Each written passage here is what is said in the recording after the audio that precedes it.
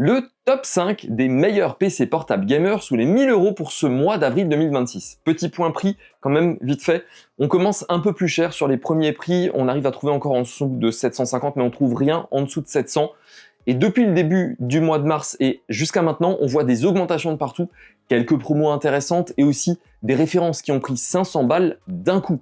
Heureusement, j'ai encore réussi à vous trouver quelques bons plans. D'ailleurs, il y a plein de codes promo. Écoutez bien toute la vidéo et vous retrouverez tout de toute façon en description. Le premier PC portable gamer de ce top, c'est un Acer Nitro 5 15 ANV 15, dispo chez Cdiscount pour 729 €. Et la bonne nouvelle directe, il y a un code promo 15 des 129 qui baisse de 15 € et si on fait un nouveau compte avec inscription à la newsletter, le code Elodis, ça t'enlève encore 10 € de plus. Donc potentiellement 704 € tout compris si vous êtes rapide. Faut encore rajouter la livraison, mais ça commence à 5 €, sauf si vous avez le programme Cdiscount à volonté, ça passe gratuit. C'est une petite configuration, franchement, on dirait pas comme ça, mais qui quand même fonctionne plutôt pas trop mal, avec un AMD Ryzen 5 6600H, avec une RTX 3050 6 Go avec un TGP de 65 watts cette fois. On a quand même 16 Go de RAM et 512 Go de SSD. On est sur un écran 165 Hz, c'est bien pour ce niveau de prix, mais attention, la couverture des couleurs est vraiment pas ouf. On s'en doute, forcément, à ce niveau de tarif, avec seulement 42% NTSC officiel, selon Acer, mais attention aussi, gros temps de réponse, on est aux alentours de 25 millisecondes, donc pas hyper réactive. Après, vu le prix, par contre, il y a Windows, donc pour ceux qui veulent pas l'installer, c'est franchement pas mal du tout. Au niveau des perfs en jeu, là c'est quand même étonnant, mais ça reste quand même très correct. Counter-Strike 2, on est aux alentours de 95 FPS en option très élevée. God of War Ragnarok, on est aux alentours de 50 FPS en 1080 en option high. Valorant en option élevée, on est aux alentours de 220 FPS. Fortnite en élevé, on est aux alentours de 85 FPS. Spider-Man 2 en option medium, on est aux alentours de 65. GTA 5 en option très élevée, on est aux alentours de 60. Après, forcément, Cyberpunk en ultra, qui demande beaucoup de ressources, on est plutôt aux alentours de 40 FPS grand max. On pourra forcément diminuer les options pour avoir deux meilleurs FPS, mais forcément, on ne sera pas sur des performances de dingo, sur les AAA notamment qui sont sortis récemment. Indice de réparabilité de 6,9 sur 10, on est par contre en DDR5, donc forcément mise à jour un peu plus cher et plus difficile à trouver encore à l'heure actuelle. Si jamais ce PC, vous le trouvez aussi à la Fnac, au même prix 729 €, donc pour ceux qui ont la carte Fnac, vous pouvez le chercher en magasin et vous économiser les frais de port. À vous de voir, de toute façon, vous avez les deux dans la description. Le deuxième PC portable gamer de ce top, c'est le Lenovo Lock 15 ARP 10E, disponible à 799 € sur Cdiscount, avec toujours les codes promo comme avant, donc 15 dès 129 pour 15 € de moins, et le 10 avec un nouveau compte et inscription à la newsletter, 10 € de moins, donc en gros 774 €, ça reste pas trop mal placé. On est sur aussi une RTX 3050 avec un TGP de 65 watts aussi, comme avant, mais on a un meilleur écran et un meilleur processeur, donc je trouve que là ça devient un petit peu plus intéressant. Alors oui, ça reste quand même une 3050, après si vous avez 50 € de plus, passez plutôt tout de suite au prochain, franchement il est plutôt pas mal. Le processeur ici, c'est un Ryzen 5 150, 6 cœurs, il tient bien la route, franchement, lui aussi avec 16 Go de RAM en DDR5. Par contre, on ne sait pas si c'est deux barrettes ou une, mais je pense que c'est plutôt une, donc petite perte en perf, 512 Go de SSD, sans Windows comme d'hab. L'écran, 15 pouces IPS 144 Hz, 100% sRGB avec le G-Sync en plus, les couleurs sont là, l'image est fluide, franchement, pour ce prix, c'est cadeau. Attention, juste petit point écran, comme c'est un PC d'entrée de gamme, le temps de réponse, il est plutôt aux alentours de 20 millisecondes, c'est un peu mieux qu'avant. Donc on peut avoir un peu de ghosting. Donc si vraiment vous jouez à des jeux de compétitifs, un écran externe sera bien meilleur. D'ailleurs, j'ai présenté le meilleur rapport qualité-prix à l'heure actuelle pour ça. Je vous mets la vidéo juste ici, c'est le Titan Army et il est franchement excellent. Donc au niveau des perfs, on est quasi pareil qu'avant. Je ne remets que quelques perfs comme ça, quand même. Counter-Strike 2, aux alentours de 95 FPS en option très élevée. God of War Ragnarok, on est aux alentours de 50 FPS en 1080 en high. Valorant, option élevée, 220 FPS. Fortnite, en élevé, 85 FPS. Spider-Man 2 en option médium, on est aux alentours de 65 FPS. GTA 5 en option très élevée, aux alentours de 60 FPS. Là aussi, forcément, on pourra diminuer les options graphiques pour avoir de meilleurs FPS.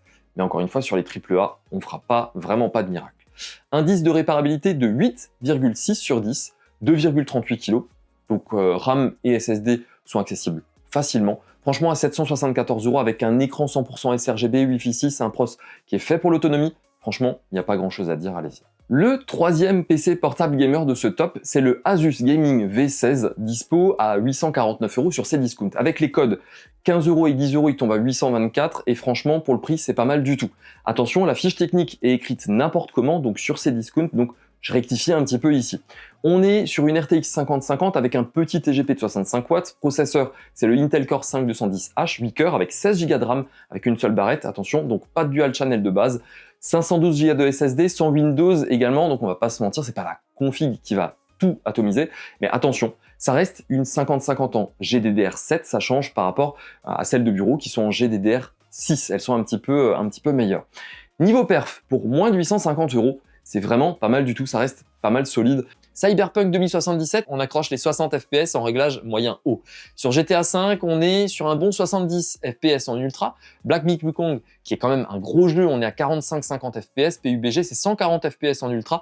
Et Fortnite, avec le mode épique, vous saturez l'écran avec 150 FPS. Les jeux récents gourmands, ça tient la route, franchement, c'est l'essentiel. Et tout ça sans frame-gen ou DLSS, donc on aura encore mieux en activant les technos. Par exemple, Spider-Man passe de 80 FPS en moyenne à 240 FPS. Ça sert à rien parce que l'écran est qu'à 144 Hz, mais c'est plutôt intéressant quand même. Attention d'ailleurs, même si l'écran est 144 Hz, on est sur un temps de réponse. Alors c'est mieux qu'avant, 16 millisecondes, un peu de ghosting, et surtout les couleurs qui sont pas ouf, c'est 62% du sRGB, donc moins bien qu'avant, mais dans le même temps, on a une config nettement meilleure qu'avant, donc en mode balade, ça ira bien, mais à la maison, prenez peut-être un écran un petit peu meilleur comme le Titan Army P2712V, ça vaut vraiment le coup, ça coûte plus si cher et ça fait largement mieux le boulot. L'indice de réparabilité de 8,8 sur 10, c'est excellent. RAM et SSD, encore une fois accessibles relativement facilement. Pour moins de 850 €, c'est une très bonne entrée en matière si vous voulez du récent sans tout flamber. Le quatrième PC portable gamer de ce top, c'est un HP, le Victus 15 FB3028NF, dispo chez Cdiscount à 899 €. Donc avec les codes, il passe à 874 avec une 50-58 Go en 70 watts. Par rapport à celui d'avant, c'est à peu près la même. Par contre, le processeur est un Ryzen AI5 240 qui est 25% plus puissant que le pros dans la machine d'avant. Donc c'est quand même mieux, on va pas se plaindre non plus.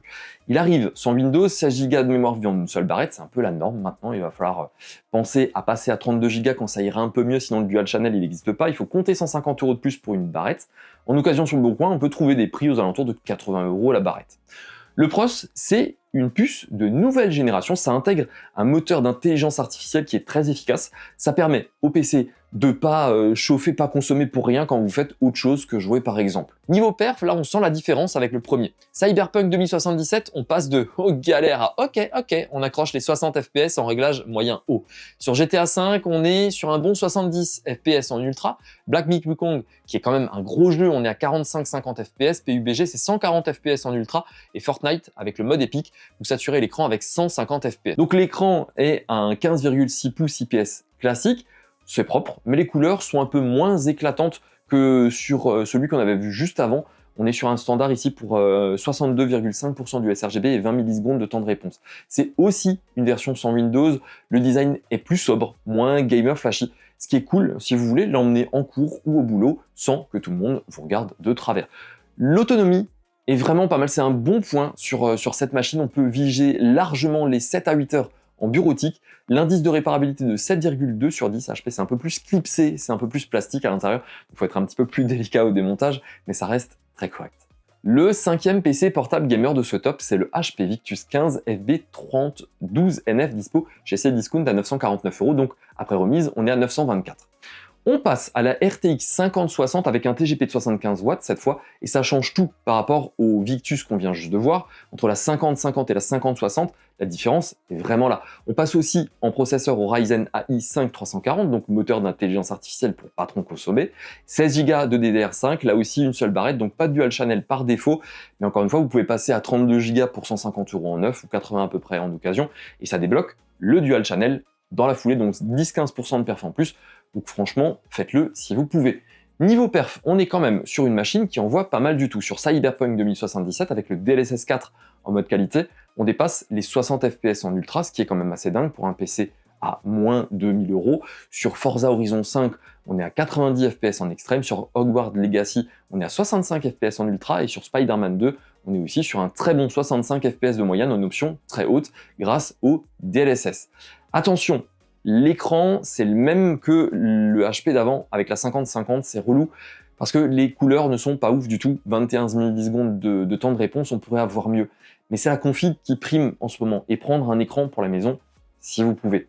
Sans Windows, encore une fois, 2,3 kg, indice de réparabilité de 7 sur 10, ajout d'un SSD ou d'une barrette de RAM, c'est plutôt accessible. C'est clairement ma pépite en rapport perf-prix sous les 1000 € à l'heure actuelle. Si la vidéo vous a été utile, vous connaissez les trucs. Le boost sur mobile, le like, le commentaire, ça prend 2 secondes et ça aide vraiment la chaîne à tourner. Et pour ceux qui sont là depuis un moment, grand merci. On commence à avoir des vrais partenariats qui arrivent, donc la suite va être encore mieux. Abonnez-vous si ce n'est pas encore fait et on se retrouve très vite pour la prochaine. Salut!